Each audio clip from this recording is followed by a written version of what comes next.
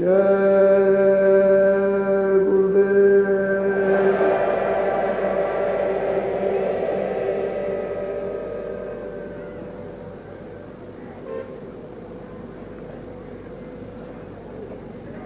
नर नारियों, बच्चों बच्चियों,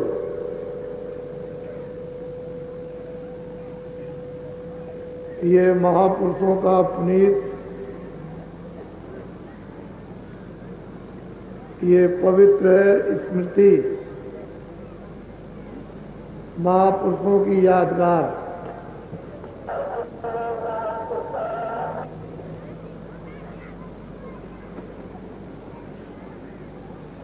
उन्होंने जो वस्तु अपनी दया और कृपा से दी और जिसके लिए आदेश दिया कि मेरा ये वक्त अब रह नहीं गया, इस वस्तु को जन आत्माओं को बांट देना।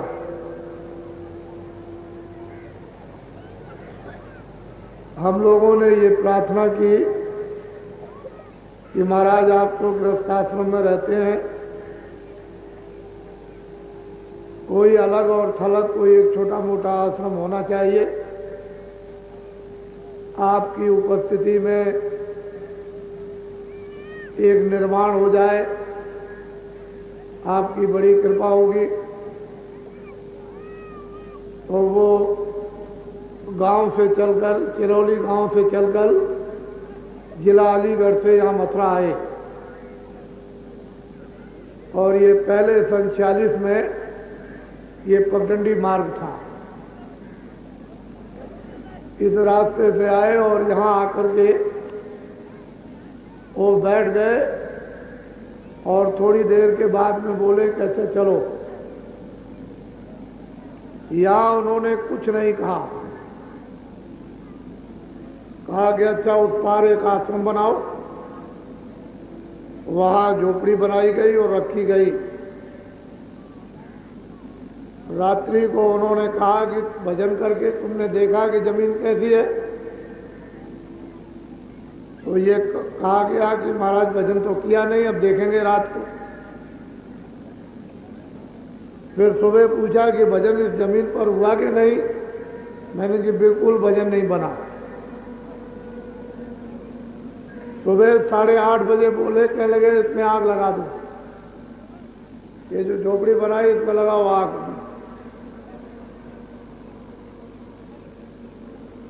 कुछ लोगों ने सोचा कि इतनी मेहनत की, आग इसमें कैसे लगाई जाएगा, अच्छा आग नहीं लगाते हो तो उखाड़ो। और झोपड़ी अपने सामने उखड़वा के फिरवा दी। उसको तो गांव वाले लगे और कहने लगे चलो। वो बरसात का मौसम आ गया, जेठ का महीना था, बरसात आ गई। जब बरसात आई तो मैं इस जमुना के उस पार में एक मकान में रात को लेटा हुआ तो क्या देखता हूँ कि स्वामी जी ने आकर के उठाया और कहा कि खड़े हो जाओ, देखो ये क्या हो रहा। तो तमाम आदमी, तमाम जानवर, ये बहते हुए पेड़ और गांव के गांव डूब गए और ये सब हो गया और बड़ी चिल्लाहट हो रही। ये सब रात को स्वप्न में देखा और गांव वालों से कहा कि ये सब गांव डूब गए। ये गांव से कहता हुआ और एकदम से वहां से चल दिया। जब वहां स्वामी जी महाराज के पास पहुंचा चिरौली गांव में, तो उन्होंने पूछा कि भाई मथुरा का क्या समाचार। मैं सब ठीक है, कुछ नहीं बोले, चुप हो गए। थोड़ी देर में समाचार गया कि वो मथुरा तो सब डूब गए, गांव के गांव बह गए, जानवर बह रहे, आदमी बह रहे, सब बड़ा समाचार मिला। वो बोले, वो रात्रि को कहने लगे देखा तुम वहां झोपड़ी बनाते और बह जाते, रात को बैठे होते और बह जाते तो लोगों का भी नुकसान हुआ। तो तुम लोग संतों और महात्माओं को तो जानते नहीं हो कि वो क्या देखते हैं। अब इस पार में कभी भी तुम आश्रम मत बनाना। यमुना के उस पार में आश्रम बनाना, यानी अलीगढ़ से इधर। ये मालूम नहीं था, आश्रम तो बनाया था कृष्णानगर में, लेकिन ये नहीं मालूम था कि यहाँ भी बनाना पड़ेगा। जब यहाँ जमीन ली तो फौरन वो बात याद आ गई कि गुरु महाराज तो यहीं बैठे थे और उन्होंने कहा था उस पार आश्रम बनाने का। तो कहने का तात्पर्य मतलब ये है, एक तो महापुरुष सब जानते हैं, उनसे कुछ छुपा नहीं होता है, और साधक भक्त सत्संग सुनने वाले नर नारी उनकी बातों को हजम नहीं कर पाते हैं, समझ भी नहीं पाते, इसलिए वो उतनी बात कहते हैं जितनी जरूरत है, अधिक उसको घुमा के छुपा लेते हैं और बोलते नहीं। स्पष्ट भी नहीं समझेगा, इशारे में भी नहीं समझेगा, घुमा करके भी नहीं समझेगा, अर्थ का अनर्थ करेगा। तो उनकी ये पुण्य तिथि अगस्त सुदी 10वीं को प्रति वर्ष ये 39 साल हो रहे हैं, ये मनाई जाती है। और इस स्थान पर बड़ी संख्या में लोग यहाँ पर उपस्थित होते हैं, हर वर्ग हर जाति। इसमें जात पात का कोई भी किसी तरह का रगड़ा और झगड़ा नहीं, न किसी भी जात पात का कोई विवाद है, और न किसी जात पात की कोई बुराई आलोचना। कोई किसी भी जात पात में और किसी समाज वर्ग में रहो, कोई भी खेती दुकान दफ्तर के काम करो, अपने अपने काम उनको करो, और शाम को अपने अपने घर में बच्चों की सेवा। उसके बाद अनादिकाल से सनातन आत्म कल्याण का एक ही मार्ग, न दूसरा कभी हुआ न कभी होगा। और वो सब लोग, सबको अधिकार मिला है, किसी भी जात पात में छोटे बड़े अमीर गरीब हों, भगवान के भजन करने का सबको स्वतंत्र अधिकार दे दिया गया है कि कोई भी भगवान का भजन कर सकता, और उस भजन में कोई भी जात पात रोका टोकी नहीं कर सकते। रैदास में भजन किया, कबीरदास में भजन किया, छत्री में मीराबाई, ब्राह्मण में तुलसीदास, और बहुत से ऋषि और मुनि आए, उन्होंने अपनी अपनी वर्ग जातियों में भगवान का भजन किया, और सबको अधिकार अनादिकाल से है। जात के संज्ञा नाम की देकर ये तो काम की है। अभी तक आपने कभी भी किसानी का, खेती का काम नहीं किया तो आप किसान नहीं बोले जाते। जब आप खेती का काम करने लगे तो बदल गया संज्ञा नाम की, संज्ञा बदल कर कहा उन्होंने कि तुम किसान हो। खेती छोड़ दी, दुकान करने लगे तो नहीं, तुम दुकानदार हो। दुकान और खेती छोड़ दी, नौकरी करने लगे, तुम कर्मचारी अधिकारी हो। वो भी छोड़ करके कोई आदमी और कुछ करने लगा, तुम नाई हो, धोबी हो। लेकिन शुरू में तो सभी मनुष्य, वहां न कोई जातियों का पहले उल्लेख आता है, मनुष्यता का तो उल्लेख आता है, ज्ञान का उल्लेख, तत्वदर्शी उल्लेख आता है, आनंद का भी आता है, मुक्ति का और मोक्ष का भी है। क्योंकि पहले सब जो है योगी विज्ञानी, कोई भी नर नारी बच्चे बच्चियां उससे शून्य नहीं थे, सब योगी थे, सब विज्ञानी थे, कृतार्थ थे। अब ये झगड़ा जो आपने डाल लिया है, और जब आप बुद्धि का विवेक खो चुके हो तो ये झगड़े में फंसते, कोई कुछ कहता है, कोई कुछ कहता है, कोई कुछ। इसी में काम होता है, क्रोध होता है, लोभ होता है, मोह अहंकार होता है, इनसे भजन होने वाला नहीं। इन सब भूतों से भजन कभी होता नहीं। काम आएगा, क्रोध आएगा, लोभ आएगा, मोह आएगा, अहंकार आएगा, इनसे कभी भगवत भजन और पूजा नहीं हो सकती, कभी किसी इष्ट की उपासना हो ही नहीं सकती। जब इन सब चीजों का परित्याग करोगे तो अपने अपने इष्ट की तभी उपासना कर सकोगे, तो नहीं हो नहीं सकती। और ये यहाँ कोई रगड़ा झगड़ा नहीं, सब वर्ग के आते हैं, सब जातियों के आते हैं, पढ़े लिखे अनपढ़ आते हैं, यहाँ उपस्थित होते हैं। यहाँ कोई विशेष जात का काम नहीं। और ये सब लोगों ने अच्छी तरह से निरख और परख लिया और पहचान लिया, और हमारे यहाँ सब लोगों को सम्मान मिलता है। हम भी वैसे ही रहते हैं जैसे आप रहते हो। तो असली चीज यह है कि आप उन झगड़ों से अलग हो जाओ। बात जो है महापुरुषों की, उसको समझने की चेष्टा करो, और जो महापुरुषों ने अपना आशीर्वाद दिया है जिसे आत्मधन को बांटने के लिए, उसको आप ले लो। यही आपके लिए सौभाग्य की घड़ी है। नहीं, ये भी वक्त समय निकल जाएगा तो फिर कुछ मिलने वाला नहीं। मोटी बातें हैं। अब वो समय समय के तरीके इस आध्यात्मिक धन को बांटने के लिए अलग अलग रास्ते अलग अलग हो जाते हैं। आपने देखा होगा जब फौजें लड़ती हैं तो एक तरीके से नहीं लगती हैं कि पुराना उपाय किया जाए। अब आर्दों के जमाने की लड़ाई अलग अलग है, तो उस तरीके को लेकर लड़ाई तो लड़ाई है। लड़ाई का तो मतलब लड़ाई है, लेकिन कोई आगे से घेरता है, कोई पीछे से, कोई ऊपर से घेरता है, कोई जमीन में से घेरने लगता है। अलग अलग मूल मतलब ये मारना।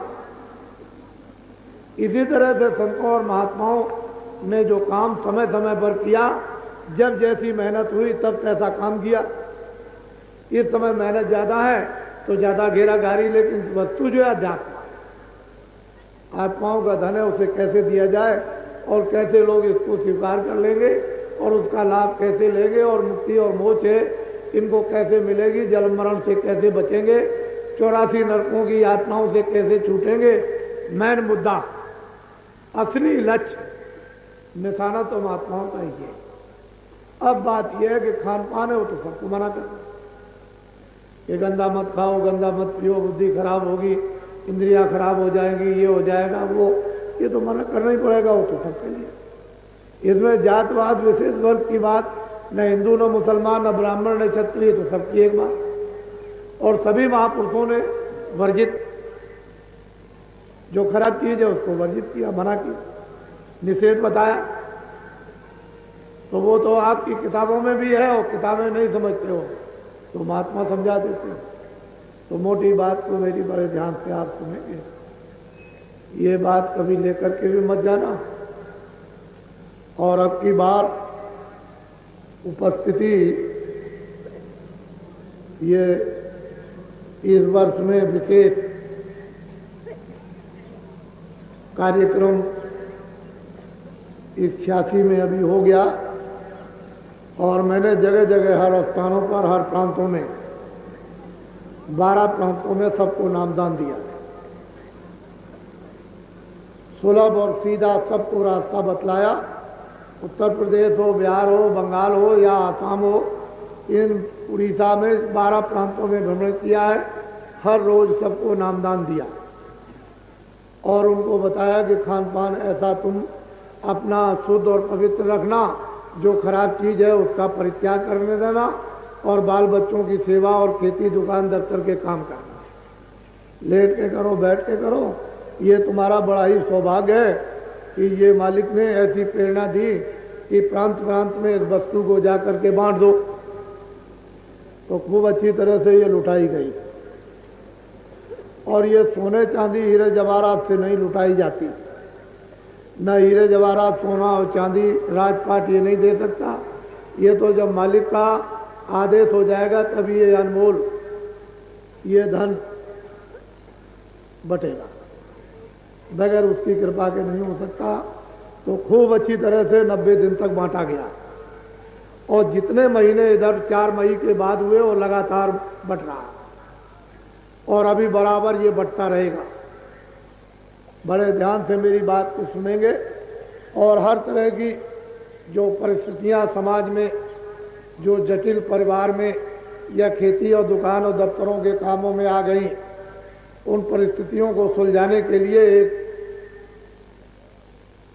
एक संकेत लोगों को फेंका, एक संकेत दिया कि तुम पीड़ित क्यों हो, तुम दुखी क्यों हो, तुम परेशान क्यों हो, तुम रोते क्यों हो, तुम बीमार क्यों हो, तुम झगड़ा क्यों करते हो, तुम जातियों के झगड़े में क्यों हो। इस तरह से तुम इसमें एक संकेत उनको दिया, और लोगों ने संकेतों को सुना, और देश में उसकी जनमानस में चर्चा प्रारंभ हो गई। दोनों चर्चाएं चल रही हैं। मानववाद की भी चर्चा है और अध्यात्मवाद की भी चर्चा है, और दोनों को आपको ये पूरा कर दिया जाएगा कि अध्यात्मवाद भी पूरा हो और मानववाद भी पूरा हो, दोनों चीजें पूरी हों। जब तक मानववाद नहीं आएगा तब तक अध्यात्मवाद स्वप्न में भी नहीं आएगा। मानववाद की जरूरत, तो ये संकेत दिया उन लोगों, जितनी उनमें हजम करने की क्षमता थी उतना संकेत दिया, और अब दूसरा संकेत मिलेगा। उतना तो लोगों ने उसको जितना चाहा उतना हजम किया, और उसमें आदान प्रदान में बड़े तर्क और वितर्क से सब चीजें अपनी जगह पर आकर के फिर जितनी हजम करने की थी बैठ गई। अब दूसरी चीज उनको मिल जाएगी। पहले तो मैंने ये सोचा था कि चलो भाई मैं मेहनत करूं, तो 12 प्रांत 90 दिन तक तो मैंने मेहनत की और आपको दिखाने के लिए ले गया कि देखो लोग क्या चाहते हैं और क्या भाव है, क्या इनमें श्रद्धा है, ये सेवा कर सकते हैं कि नहीं कर सकते हैं, ये सुन सकते हैं कि नहीं सुन सकते हैं, इनमें धार्मिकता है कि नहीं है, इनको खड़ा होना या बैठना या प्रणाम करना आता कि नहीं। तो आपने 12 प्रांतों में पूरा अनुभव किया कि ऋषियों मुनियों ने ऐसा जकड़ कर सारे देश को एक धागे में बांधकर, जैसे माला के दाने उस धागे में बांधकर जकड़े रहते हैं, ऐसे ही ऋषियों मुनियों ने, साधु संतों ने इस देश के मानव को उस धार्मिकता में जकड़ के रखा, और वो इसको कोई मिटा नहीं। लोग ऐसा कहते थे कि आसाम में लोग बाबा नहीं समझेंगे, और जब वहाँ लोगों को सुनाया कितनी भीड़ें और उनसे पूछा कि कुछ समझ में आता, कह लगे सब समझ में आता। हमको आज तक ऐसा कोई महात्मा ही नहीं मिला, ना यहाँ कोई आया, ना उसने ऐसी बात सुनाई, ना ऐसा रास्ता उसने दिया।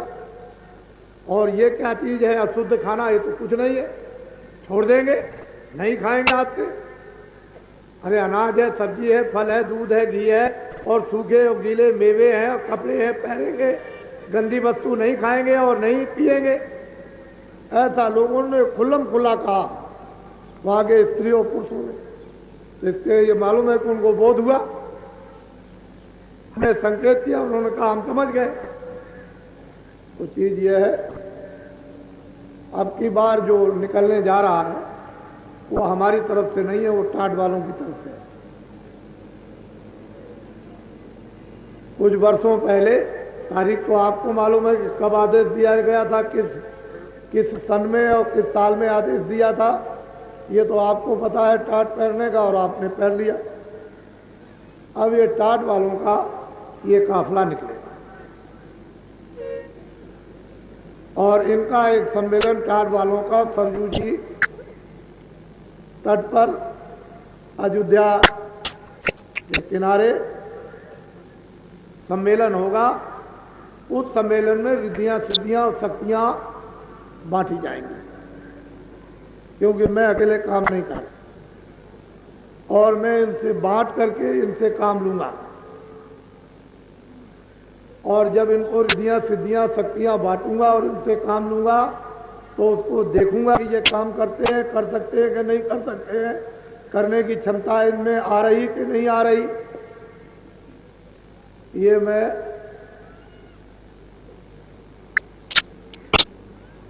पहुंच करके ये देखूंगा।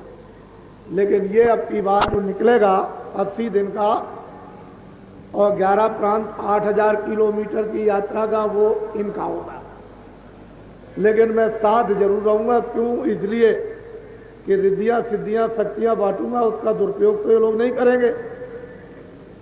नहीं दुरुपयोग कर दें तो बड़ा भारी नुकसान हो जाएगा, तो फिर फायदा नहीं होगा। तो उसका कंट्रोल करूंगा, नियंत्रण में रखूंगा। तो साथ तो रहूंगा, क्योंकि टाट तो मैंने पहराया, और फिर इनको रिद्धियां सिद्धियां शक्तियां बांटूंगा 80 दिन के लिए। तो नियंत्रण तो रखना ही पड़ेगा। ऐसे इनको छोड़ करके अगर भेज दूं तो ये बड़ा भारी नुकसान करते हैं, तो कुछ का कुछ कर देंगे। तो आज अभी तो मैं बात आपको बाद में बताऊंगा, पहले सत्संग सुनाए। सबसे पहले ना यहाँ कोई समुद्र था, ना यहाँ कोई पृथ्वी थी, ना यहाँ कोई आकाश था, ना यहाँ अग्नि थी, ना वायु। इन पांचों तत्वों में से इसमें कुछ भी नहीं था। जब यहाँ पृथ्वी नहीं होगी तो पानी नहीं होगा, और पानी पृथ्वी नहीं होगी तो अग्नि और वायु नहीं होगी, और आकाश नहीं होगा तो यहाँ पर वेद पुराण उपनिषद ऋषि मुनि साधु संत महात्मा सतयुग त्रेता द्वापर कलयुग कुछ नहीं होगा। जब यहाँ कुछ नहीं था तो ब्रह्मा विष्णु महादेव स्वर्ग वैकुंठ 14 भवन 14 तबक कुछ नहीं थे। फिर इसके बाद न शक्ति थी, न माया थी, न निरंजन भगवान थे, न ब्रह्म थे, न पार ब्रह्म थे। कोई चीज यहाँ पर नहीं थी। तो अब आपको मालूम हो गया होगा कि न पाप था, न पुण्य था, न नरक था, न चौरासी थी, और न जन्म था, न मरण था। जब तुम थे ही नहीं, कुछ नहीं। रामायण को फिर पढ़ो, एक अनीय अनामा अग सच्चिदानंद प्रभु धामा। वो एक अनीय अनाम, वो पुरुष था, अलग था, पूर्ण था, सर्वशक्तिमान था, उलमकुल था, और सर्वमुख्तार मालिक जिसको कहते हैं, जिसको स्वामी कहते हैं, वही था। तो उन्होंने कहा एक अनीय अनामा अग सच्चिदानंद प्रभु धामा। प्रकृति पार प्रभु और वासी, प्रकृति के पार प्रभु और वासी, ब्रह्म निरीय ब्रज अविनाशी, कहाँ मोह कर कारण नहीं। और कहते हैं ऐसे सूर्यों का वहां प्रकाश क्या करेगा। ऐसे अगर कितने सूरज जर्रे जर्रे में लगा दिए जाएं और जर्रे जर्रे सूरज बन जाएं, और यहाँ के सूरज नहीं स्वर्ग और वैकुंठ के सूरज बन जाएं, और वैकुंठ के नहीं तो ब्रह्मलोक के ब्रह्मांडों के सूरज बन जाएं जर्रे जर्रे के, तो कहते हैं उसकी रोशनी के सामने टिमटिमाएंगे भी नहीं, दिखाई भी नहीं देंगे। कैसे कि दिन में तारे दिखाई नहीं देते हैं जब धूप निकलती, उसकी रोशनी में ये एक भी दिखाई नहीं देंगे।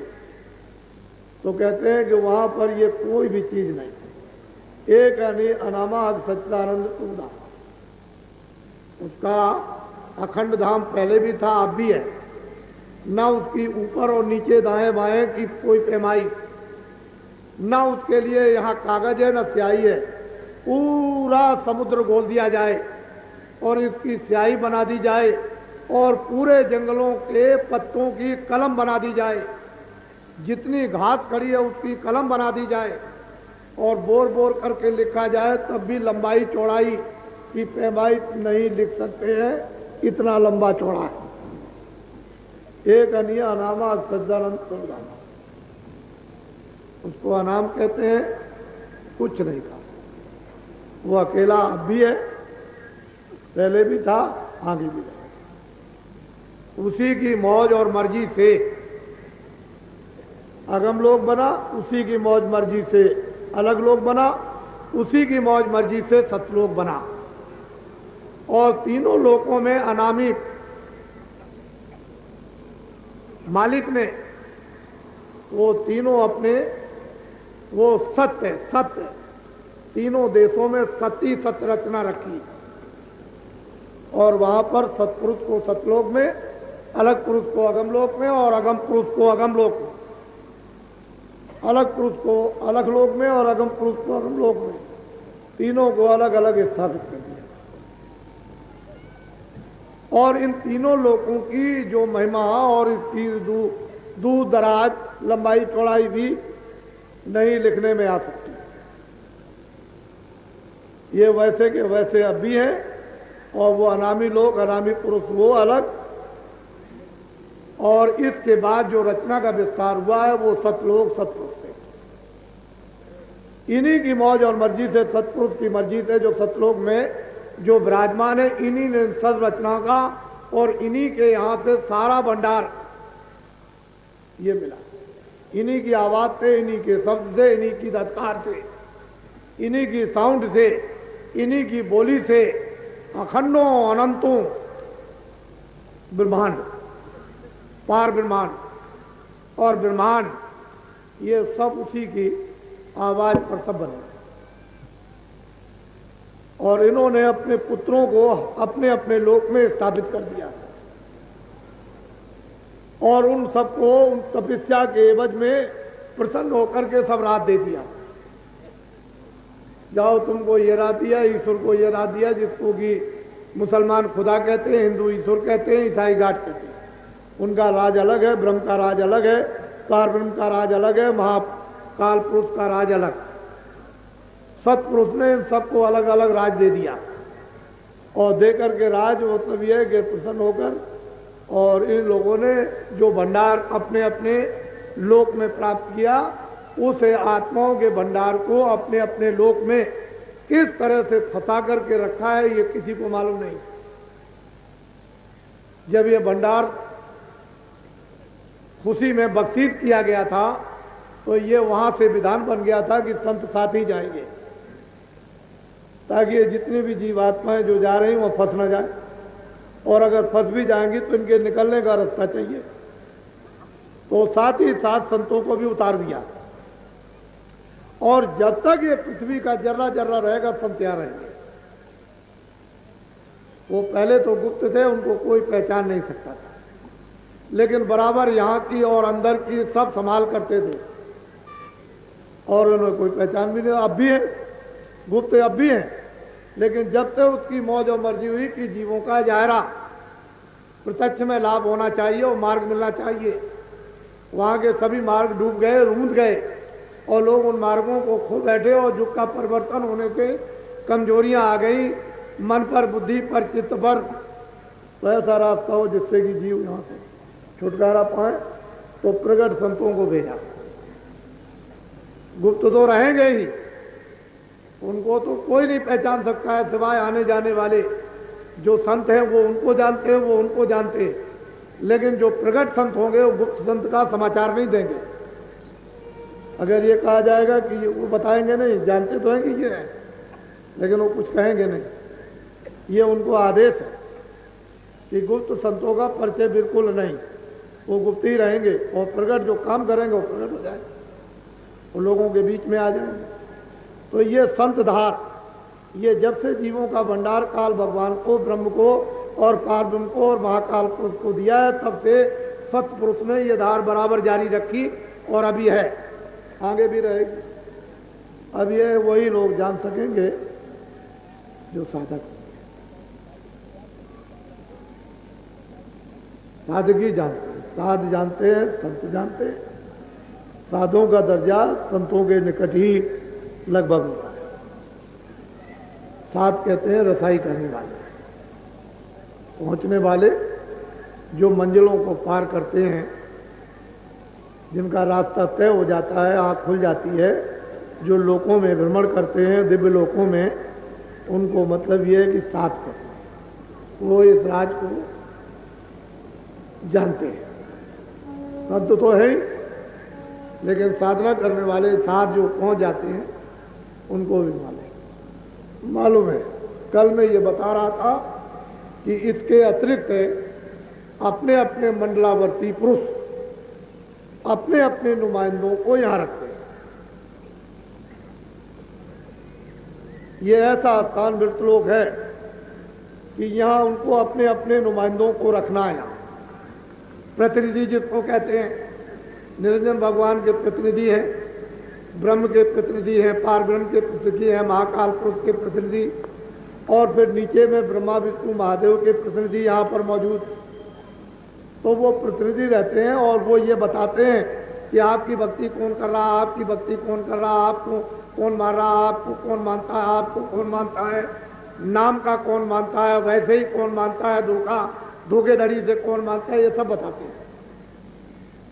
और कितनी संख्या अब हो गई कि मानती कि नहीं मानती है, कि सबका नाश हो गया, ये सब वहाँ अपने अपने मंडलों में, और वो अपने अपने प्रतिनिधि उनको बताते हैं, खबर देते रहते हैं, लेकिन किसी को क्या मालूम कि क्या होता है, और उनको उस प्रकार के कड़े आदेश होते हैं।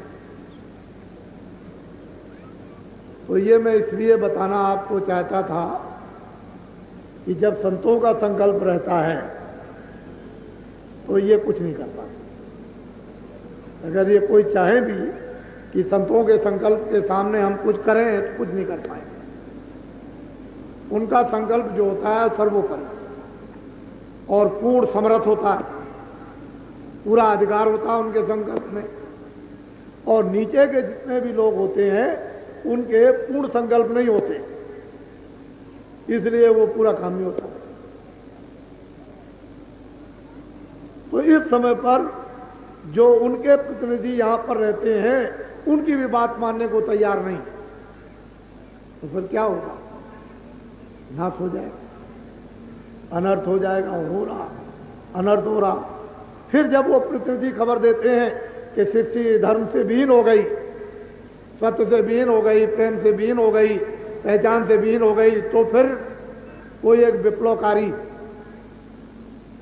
वो एक कारण बनाने वाली आत्मा भेज देते, तो कारण बनेगा, कार्य होगा। तो ये बड़े ऐसे राज हैं कि बिना दिव्य नेत्र ज्ञान चक्षु खुले हुए मालूम नहीं होंगे। और फिर बुद्धि के तो जो बुद्धि का ज्ञान है वो वही समझ में नहीं आता। आध्यात्मिक जो ज्ञान है वो तो समझ में कैसे आएगा? वो बहुत मुश्किल है। तो वो कुल्लम कुल मालिक है, शहंशाहों का भी जो शहंशाह, बादशाहों का भी जो बादशाह है, एक अनिया अवनामा सच्चिदानंद प्रभु धामा, वो तो कभी यहाँ ना आया न कभी आएगा। तो पहले भी वही था, अब भी है और आगे भी रहेगा वही। अब जो उनके आएंगे यहाँ ले जाने वाली उनकी हस्तियाँ, उनकी शक्तियाँ, उनके प्रतिनिधि, वो दया करके, कृपा करके और समझा कर और तुमको सफाई करके और ये और सब मदद दे करके और फिर खड़ा करके ले जाते। तो कितनी मेहनत पड़ती है आपको मालूम? आप नहीं जानते कितनी मेहनत होती है। आप तो बाहरिंग आवाज से देखते। इसलिए बहुत से जिज्ञासु हैं कि हमको सच्चा रास्ता मिल जाए, तो हम भी भजन करना चाहते हैं। तो असली बात यह है कि ये मनुष्य तन ये अनमोल है, ये किराए का मकान है। जो कुछ भी आप अरब जमा करो, खरब जमा करो, संख जमा करो, सारा संसार जमा कर लो, लेकिन ये सब मन का धन है।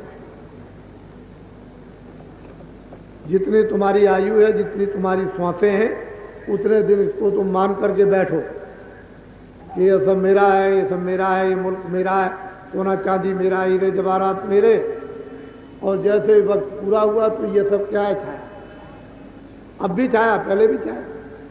और ये क्या है? था इसमें से जो था वो निकाल दिया गया, वो तो चेतन था, वो तो वहां से आई थी जीवात्मा, इसमें डाल दी गई थी। उसकी चेतनता से ये चेतन मालूम होता था और इस छाया ने इस छाया को जमा किया उस चेतनता की मदद से। लेकिन बोध जब बुद्धि का और आत्मा का ना हुआ तो ये छाया को कहा मेरी, तो इसमें से जीवात्मा निकल गई, छाया गिर गई और छाया को जला के गाड़ के राख बना दी। तो ये तो छाया पड़ी रह गई, ये भी खत्म हो गई। कि इस छाया से छाया की रक्षा की और इस छाया में रहने वाली जीवात्मा को जगाया और ये जहां से आई थी वहां पहुंचा दिया। बस आपका नर्तन सफल हो गया। और नहीं तो ये नर्तन बिल्कुल बेकार, कितने युग और कल्प बीत गए, चला गया। तो बाबा जी ये सब बोध कराते हैं, ये छाया है और इसको काम में लो, बहुत होशियारी और समझदारी के साथ। उस छाया से ऐब ना हो, बुराई नहीं हो, छाया से अज्ञानता ना हो, काम क्रोध लोभ मोह अहंकार ना हो। वो छाया को अच्छी तरह से समझ लो। वो भौतिक बुद्धि से आपको समझना है, शारीरिक बुद्धि से आपको समझना, आत्मज्ञान से नहीं। पहले इससे समझो कि छाया छाया, उसमें माया नहीं, माया की छाया। माया तो चेतन है लेकिन छाया जड़ है।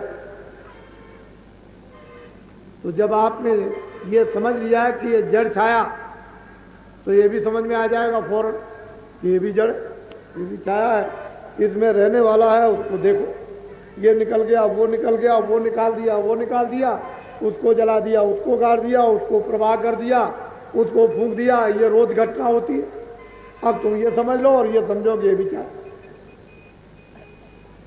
तो ये नहीं कहता हूं कि आप खेती दुकान दफ्तर छोड़ देना, ये बाबा जी का काम नहीं है छोड़ा। खेती दुकान दफ्तर के खूब काम करो मेहनत, और जो कुछ भी ले आओ, कोई तनख्वाह ले आता है, कोई दुकानदार सामान ले आता है, किसान अनाज ले आते हैं, तो घर में ला करके बच्चों को खिलाओ खाओ, कौन मना करे। लेकिन अब क्या करें, अब मतलब यह है कि नहीं इतनी तनख्वाह मिले, बच्चों का पूरा न पड़े तो हमसे क्यों कहलाते हो। जब तनख्वाह में बच्चों के लिए पूरा नहीं पड़ेगा तो आप क्या करोगे, कोई ना कोई रास्ता निकालोगे। उसमें शर्म चली जाएगी, उसमें ज्ञान चला जाएगा, उसमें विवेक चला जाएगा, उसमें सील चली जाएगी, उसमें क्षमा चली जाएगी, उसमें दया चली जाएगी। फिर ये लक्ष्य बन जाएगा कि हमको बच्चों का पालन पोषण करना। फिर मेहनत और ईमानदारी की बात खत्म हो जाएगी। वो तो हम भी जानते हैं कि पूरा नहीं पड़ता, किसान को पूरा नहीं पड़ता है, दुकानदार को पूरा नहीं पड़ता है, और दफ्तर वाले को पूरा नहीं पड़ता है, तो हमको भी मालूम है। और वही तो मैं आपके लिए इलाज करना चाहता हूं कि दवा दे दी जाए तो आपका रोग निकल जाए। तो आप वो काम करो, उसके लिए हमारी तरफ से कोई मुमानियत नहीं है, जो जहां पर हो। और ये भी आप देखते रहते हो कि बाबा जी जो आप गुहार लगाते हो कि लड़की की शादी कैसे होगी, इसकी शादी कैसे होगी, 4 बच्चियां शादी कैसे होगी, इतनी बच्चियां शादी कैसे होगी, और मैं मरा जा रहा हूँ और मेरे ऊपर में दया कर दीजिए, और अब क्या करूँ क्या करूँ, ये बीमार हो गया, 1 लाख इकट्ठा किया था वो भी चला गया, ये सब मैं सुनता रहता हूँ। और मैं ये बताता हूँ कि व्यर्थ का धन सताया हुआ लोगों की आत्मा को दुखाकर जमा करोगे, वैसे ही बीमारी में चला जाएगा। चोर मूस ले जाएंगे, वो घर में कौन रहते हैं, चोर मूस, अमाई जमाई खा जाएंगे, आई भाई, अड़ोसी पड़ोसी, चोर मूस। चोर मूस का मतलब है कि ये मूस नहीं, आदमी भी चोर मूस होते हैं। चोर मूस ले जाए, खा जाएंगे, और तुम ऐसे फक रह जाओगे, अरे मैंने ये क्या किया है, तो सब चला। तो दूना दुख, दूनी पीड़ा, चौगुनी पीड़ा होगी। तो इसके लिए आप खुद सोचें। बाबा जी ने तो सब सोच लिया, हमको अब कुछ सोचने साचने का काम नहीं करना, हम तो सोचो। अब हम ये चाहते हैं 2 मिनट 4 मिनट 10 मिनट 15 मिनट मनुष्य रूपी मंदिर में बैठकर एक काग्र चित्त करके थोड़ा सा मालिक का दरवाजा खटखटाया जाए, तो कुछ उसकी मेहरबानी हो दया कि कोई ठंडक आए, जिससे कि ठंडक में स्पार्क, जैसे बिजली का तार लग जाता है तो स्पार्क होता है, फक रोशनी होती है, फक बुझ जाती है, उसकी ठंडक से स्पार्क एकदम से ऐसा मारेगा, करंट था तो दिमाग ही उलट जाएगा। कभी तो आप कहते हो चोर क्यों बदल गया, ये क्यों बदल गया, वो क्यों बदल गया। कभी स्त्री को कहते हो कि तू ये क्या कर रही, भजन क्यों करती है। कभी लड़के से कहते हो कि तुमको ये क्या हो गया, और ये वो। अब ये वो स्पार्किंग होती है, तुम तो मालूम नहीं, तुम मालिक की वो तो जानते नहीं स्पार्किंग कैसे वो क्या करता है, वो तो ऐसे करेगा, तो तुम ऐसे ही रह जाओगे। तो मैं थोड़ा सा लोगों को नामदान दे दूं, सब लोग शाकाहारी हो जाओ। अनाज, सब्जी, सूखे गीले फल, ये दिन में 100 बार खाओ, और हजम कर सकते हो तो 100 गिलास दूध के रोज पियो। मैं आपको मना करूं तब आपको, लेकिन यह है कि शराब से न तो घर चलेगा, न देश चलेगा, न जाति चलेगी, न कौम चलेगा, न परिवार चलेगा, न कोई धर्म चलेगा, न कोई बच्चे चलेंगे, न बच्चियां चलेंगी, न स्त्री। शराब पियोगे घर बर्बाद, बच्चे बर्बाद, स्त्री बर्बाद, धन बर्बाद, नाम बर्बाद, धर्म बर्बाद, कर्म बर्बाद, लोक बर्बाद, परलोक बर्बाद, सब बर्बाद। शराब एक ऐसा नशा, क्यों किसी को बख्शे, क्यों किसी को माफ करे? पढ़ा लिखा पिए, अनपढ़ पी ले, जो पी ले तो गिर जाए। मैं अभी आ रहा था एटा के पास, उधर से कानपुर की तरफ से, तो रात को 9 बजे पास कर रहा था, तो 2 आदमी उसको पकड़े हुए गिरा जा रहा, उसको होश में आ जा, होश में आ जा रहे, दोनों पकड़े हुए, वो गिरता है, उसने उनका ये भाई देश चला रहा, ये देश चला रहा है, ये घर चलाएगा। वहां दिल्ली में बैठ कर बड़े बड़े लोग पीते हैं, बेहोश हो जाते हैं, तो सारा देश चल रहा, चल गया देश। इसलिए देश बर्बाद, घर बर्बाद, समाज बर्बाद, लोग बर्बाद, बच्चे बर्बाद, स्त्री बर्बाद, धर्म बर्बाद, कौम बर्बाद, सब बर्बाद हो गए। इसलिए इसको छोड़ दो, छोड़ दो इसको। इसी को कहकर के तुमने पता नहीं कि ये बहुत खराब चीज है, बहुत ये है, बहुत वो है, बहुत वो है। और इस शराब से हिंदुस्तान में जितनी बदमाशियां, ये सब आती हैं। जितनी बदचलियां मन में हो, बुद्धि में हो, चित्त में हो, इंद्रियों में हो, हाथ से हो, पैर से हो, जितनी बदचलियां सब शराब पीने से आती हैं। कोई बाकी रहने को बात नहीं है। शब्दों से कहा जाए तो कहोगे बाबा जी ऐसे शब्दों का प्रयोग क्यों करते हो, वो मैं नहीं करना चाहता। तो शराब एक ऐसा घृणित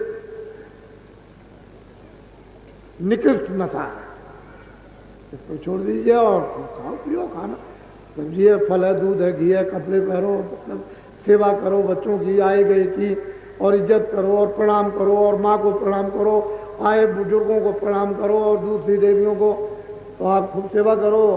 तुम दवा दे दो, तुम गरीबों को मतलब है भोजन कराओ, और ये सब काम क्या है?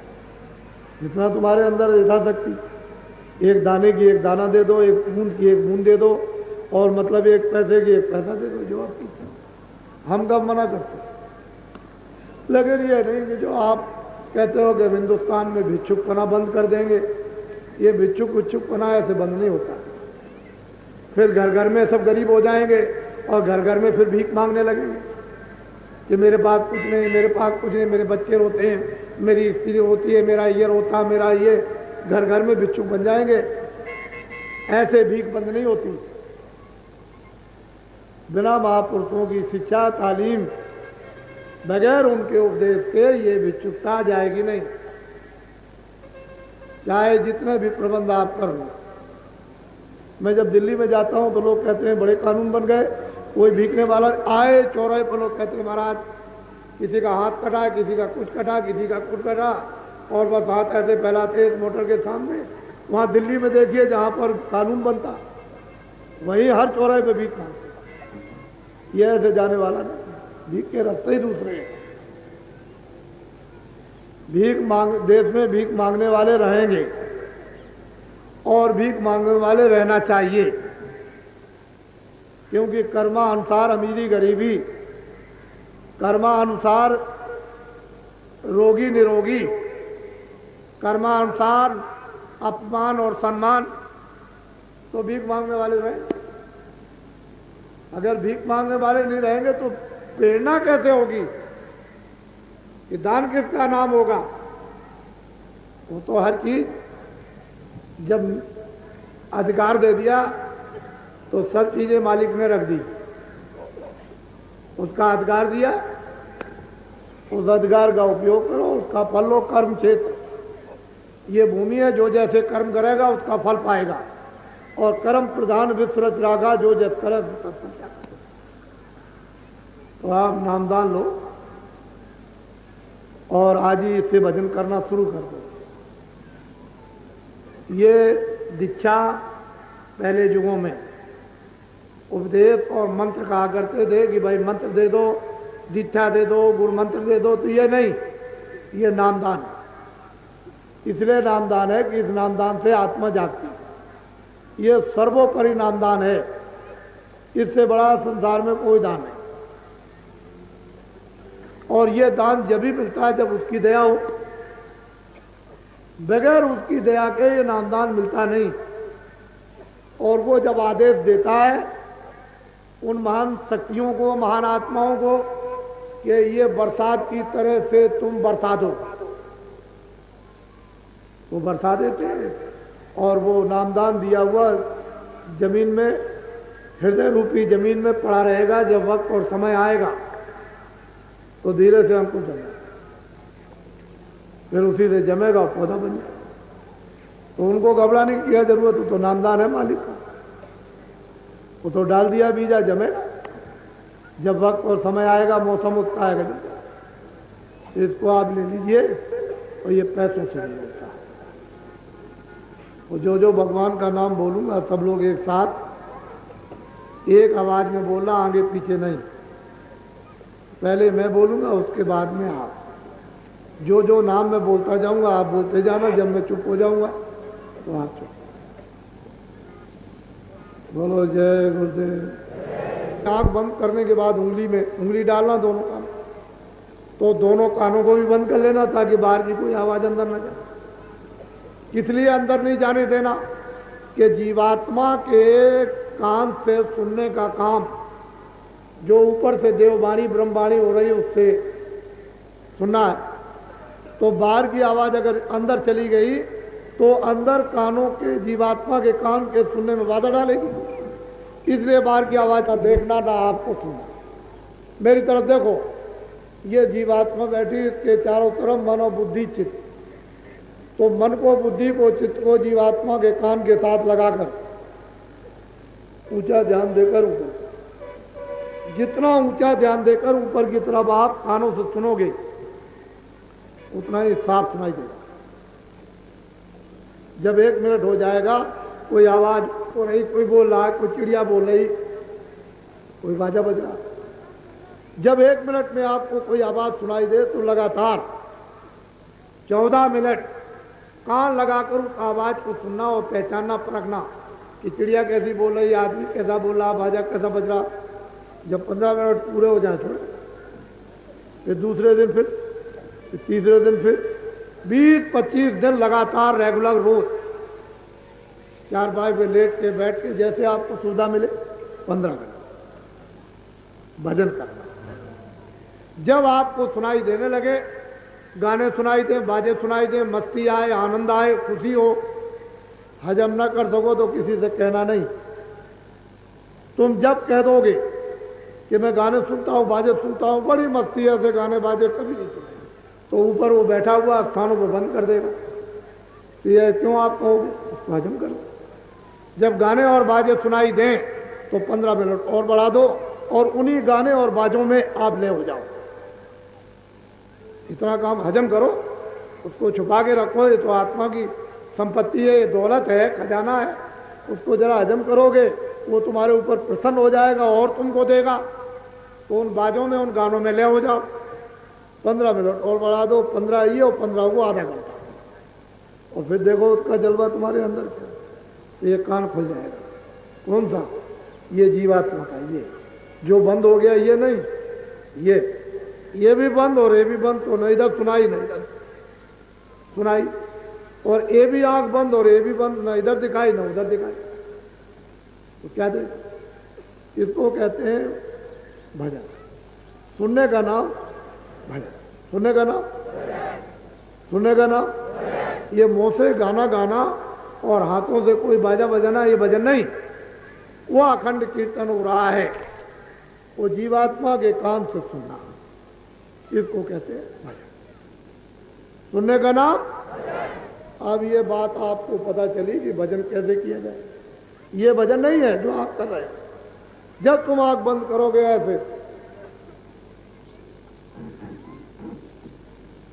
लेट कर, जब तुम लेट जाओगे और अंदर के कान को जब तुम खुलने दोगे, उसकी सफाई करने दोगे और कुछ समय तो ठोकर मारोगे दरवाजे पर, तब खुल जाएगा, तब आवाज ऊपर से सुनाई देगी। वो तो उसमें कशिश है, वो तो आकर्षण है, वो तो बिजली का जैसे पावर आता है वैसे वो आ रहा। वो तो मतलब है कि सब गंदगी को साफ कर।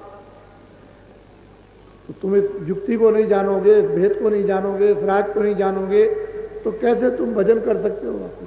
आपको मालूम है? तो ये पता चला कि आपके पास कान है, 2 कान बाहर के, एक जीवात्मा में कान है, और उसी से जब सुना जाएगा उसी का नाम बजेगा। अब दूसरा है ध्यान। ध्यान 5 मिनट,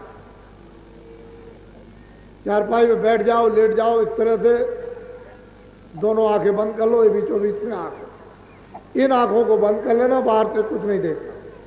ये बीचों बीच में जो आंख है उससे बिल्कुल एकदम सामने सीधा। तो शुरू में तो आपको बिल्कुल अंधकार कि कुछ नहीं है, अपनी आंख को ऐसे इस तरह से एकाग्र करो, ऐसे हिलाना नहीं, ऊपर नीचे ऐसे रोको, ऐसे एक जगह टिकाओ। जब आंख इस तरह से आधे मिनट खड़ी होगी, ऐसे रुक जाएगी, एकाग्र हो जाएगी, तो उसी के सामने एक छोटी सी चमकदार एक रोशनी, एक प्रकाश बड़े जोर का आएगा। तो उसकी चमक से तुम्हारी वो आंख जो दिव्य आंख है, तीसरी आंख है, ज्ञान चक्षु है, शिव नेत्र है, उस रोशनी को देखकर गिर जाएगा।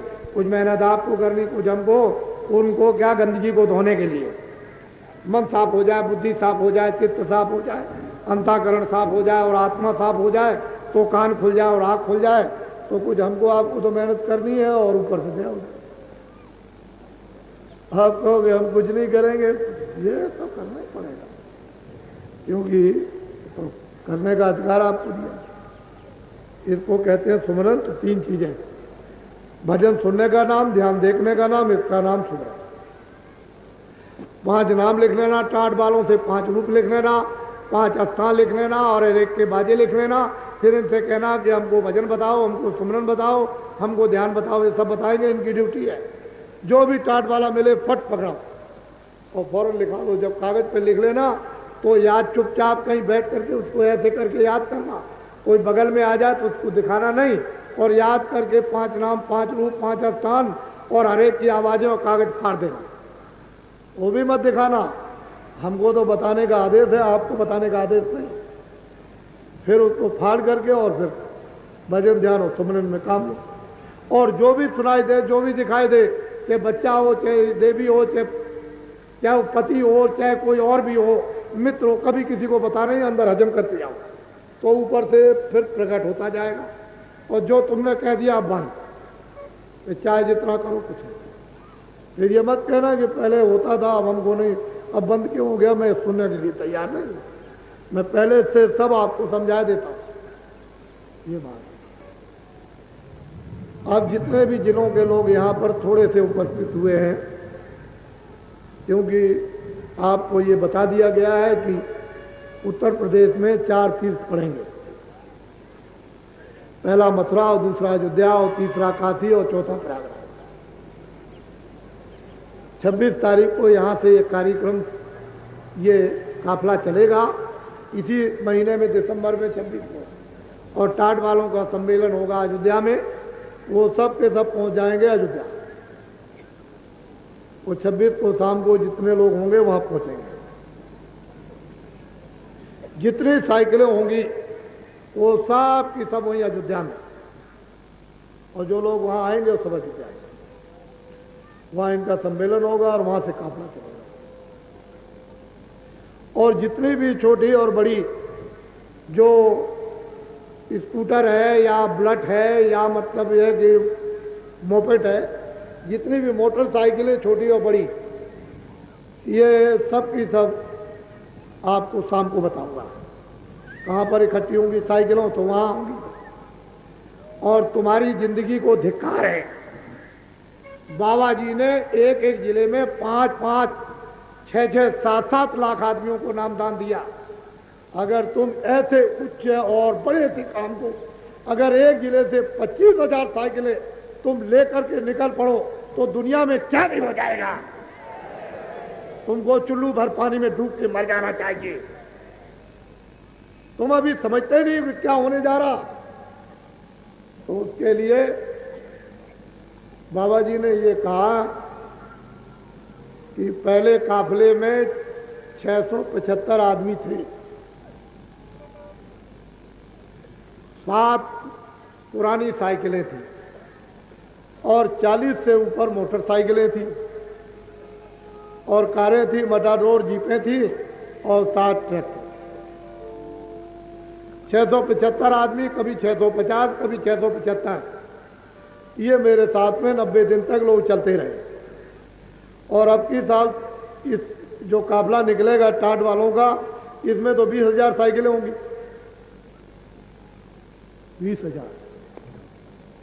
20,000 साइकिलें, मोटरसाइकिल नहीं, 20,000। और इसके साथ ट्रैक्टर भी होंगे, इसके साथ कारें भी होंगी, मटाडोर भी होगा, उसके साथ सामान खाने का ट्रकों पर भी होगा। तो आपको मालूम होना चाहिए कि 7,000 के लगभग तो मोटरसाइकिलें होंगी। और अयोध्या से जब ये विदा करने चलेंगे तो कितने लोग होंगे, ये तो देखने का विदाई में। और जिस समय पर समापन, वो होली के अवसर पर प्रयागराज में जब होली होगी तो वहीं उसका समापन होगा। 8,000 किलोमीटर और 11 प्रांत और 80 दिन, ये काफिला बराबर चलता रहेगा। क्या करेगा जब 20,000 साइकिलें होंगी तो ये वो होगा अखबार, और पेट में भरेगी स्याही। ये खत्म होने वाला नहीं बंदा, तू देखना कैसे काम होता है। धर्म का प्रचार और मानवता का प्रचार कैसे होता है, ये तो वक्त बताएगा। ये अखबार होगा जो प्रश्न का तुरंत उत्तर। तुमने जो साइकिल खरीदी है, जानवर बेच करके, स्त्री का जेवर बेच कर, जो नेम प्लेट लिखो कि ये मेरा गांव है और ये मेरी तहसील है और ये मेरा जिला है और मैं किसान हूं और ये मेरा नाम है, वहां नीचे लिखना कि मैंने स्त्री का जेवर बेच के साइकिल खरीदी 500 रुपए की, 1 बीघा जमीन खरीदी मैंने, मोटरसाइकिल खरीदी, वो सब उस पर नीचे लिख देना कि जमीन बेची, मोटर। अगर कर्जा तुमने लिया है किसी से तो लिखना कि मैंने ये कर्जा लिया है, मैंने साइकिल खरीदी या मोटरसाइकिल खरीदी। ये नेम प्लेट में सब रहेगा। और नीचे लिख देना नीचे कि 2 रुपए रोज का खाने का दिया। क्या लिखोगे, जोर से बोलो, 2 रुपए रोज का खाने का दिया। फिर जब कोई पूछे कि खाने का 2 रुपए में नहीं आएगा तो ये पूछना गल्ला मेरा, ये मेरा गल्ला, मैं खा रहा हूं अपनी कमाई का, खून पसीने का। उस नेम प्लेट में लिखना कि मैंने जमीन बेची, कर्जा लिया, स्त्री का जेवर बेचा, या मेरे पास में मैंने आमदनी में से साइकिल खरीदी। वहां नेम प्लेट में लिखा रहेगा। जो साइकिल पर टंगी रहेगी, जो साइकिल पर, वो नेम प्लेट अलग होगी और ये गर्दन पर जो टंगा रहेगा वो अलग होगा, वो चीज अलग होगी, उसमें सब लिखा रहेगा। ये सब आप याद कर लो। बोलो जय गुरुदेव। अभी बहुत लोग आ रहे हैं। आज रात को 12:00 पर इसी स्थान पर महापुरुष की जो दया मिलती है और मिली है पहले से और अब और आगे भी, वो यहाँ पर उनकी स्मृति है। ये बहुत दिनों से इस मंदिर जहाँ पर कि तमाम लोग आएंगे, हर प्रकार की उनको शिक्षा मिलेगी। ये आप बैठे, कितने दिनों से बैठे हो मंदिर के, ये उसकी एक बुनियाद भर दी गई। ये बहुत दिनों से इस स्थान पर सन 64 से ये मेला लगता आ रहा है, सन 64 से इसी स्थान पर। तो आपको ये जानना चाहिए कि 20 साल से ऊपर हो गए, 20 साल से ऊपर हो गए इस स्थान पर ये मेला लगते हुए। और ये देखिए ये दुकानें कितनी यहाँ पर लगी हैं, लेकिन अगले साल जो भीड़ इस स्थान पर होगी वो तो एक इतिहास और तवारीख बताएगी। कितनी भीड़ होगी इस स्थान पर वो तो आगे समय बताएगा आपको।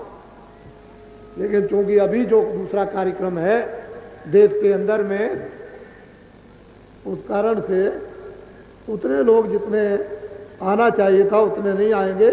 ये तो हमने जगह जगह भी कह रखा था।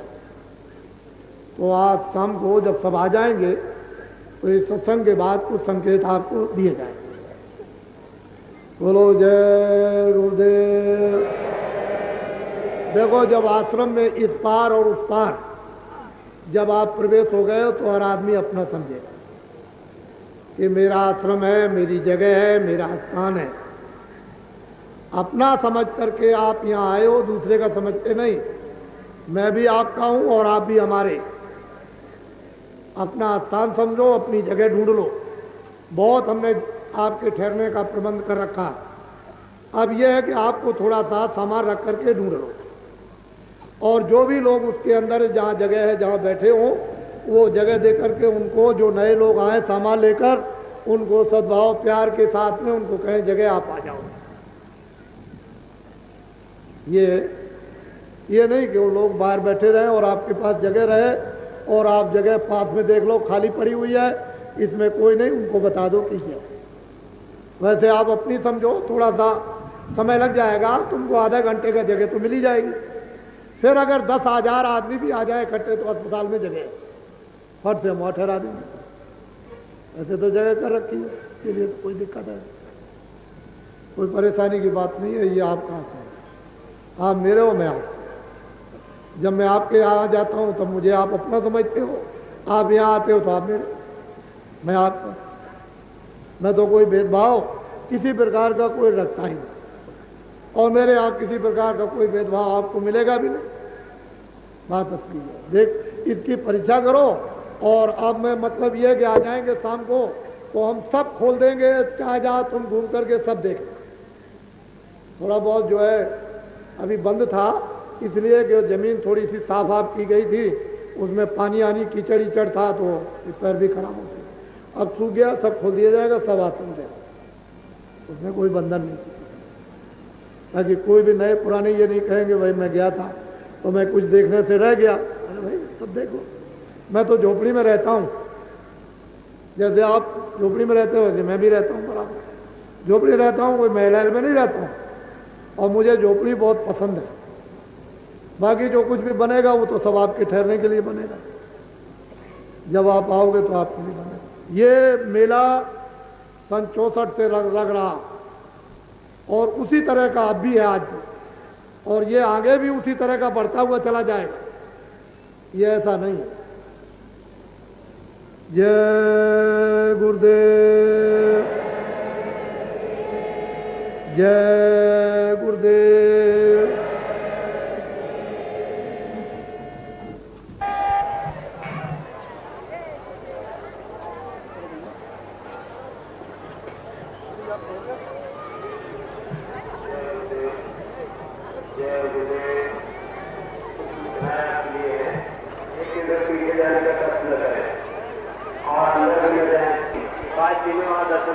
आधे घंटे के बाद आ जाए।